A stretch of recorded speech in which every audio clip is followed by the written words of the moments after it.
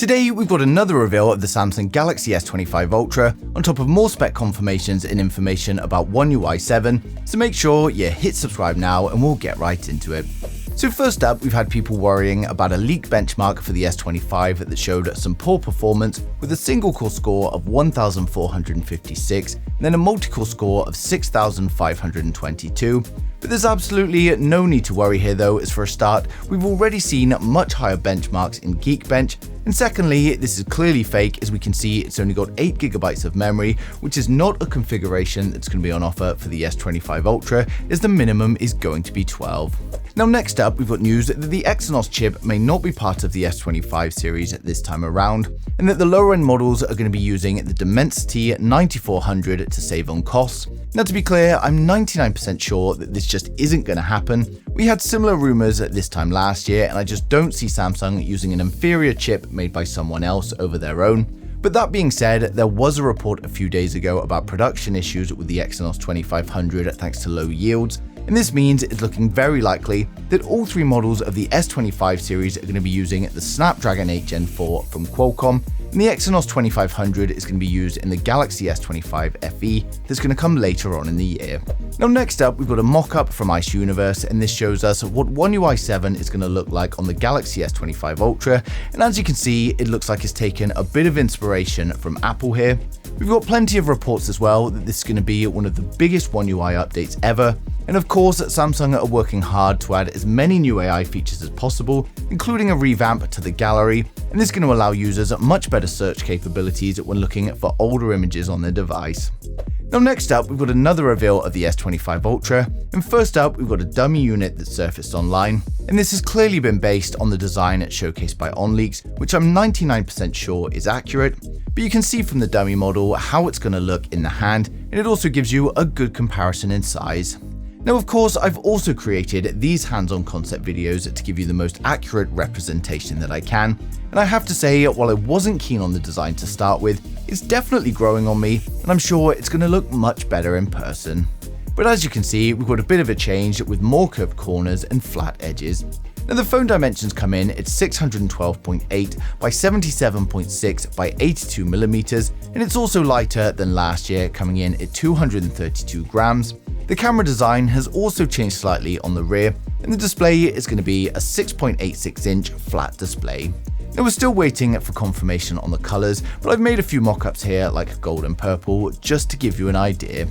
But for those of you excited for the Galaxy S25 series though, we're now going to run through the full specs, design, and the expected pricing for each model in the range to help you guys decide which one is right for you. So make sure you hit subscribe now and we'll get right into it. So first up, we've got the standard Galaxy S25, which is coming with a 6.36-inch dynamic AMOLED display with improvements to brightness and color accuracy. We're getting a 120Hz display with HDR10 Plus and a resolution of 1080 by 2340, and of course protected by Gorilla Glass Victus 3.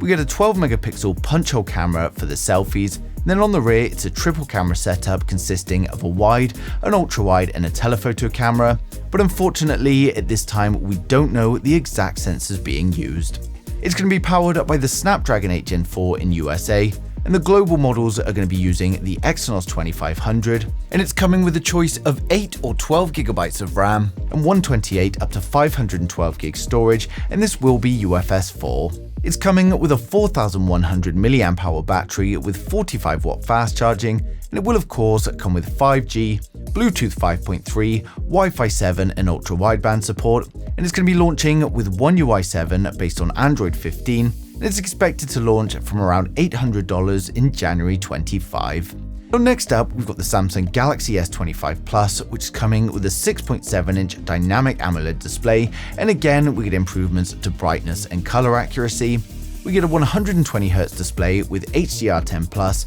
and a resolution of 1440 by 3120, and again is protected by Gorilla Glass Victus 3.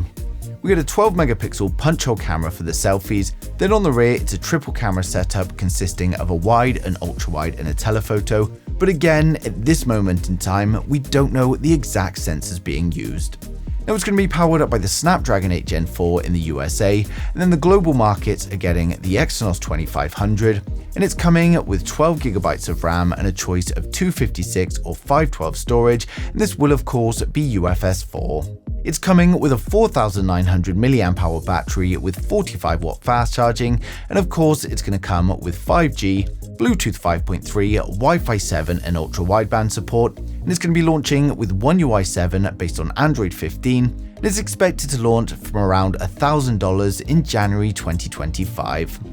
Now finally, we've got the most premium model, the Samsung Galaxy S25 Ultra, and the S25 Ultra is coming with a 6.9-inch dynamic AMOLED display with improvements to brightness and the color accuracy. We get a 120Hz display with HDR10+, a resolution of 1440 by 3120, and it's going to be protected by Gorilla Glass Armor 2. We're likely going to get a 12-megapixel camera for the selfies, but there are a few rumors that it could be the first S phone with an under-panel camera. And on the rear, we get a quad camera setup consisting of a wide, an ultra-wide, a telephoto and a periscope camera, but again, at this moment in time, we don't know the exact sensors being used.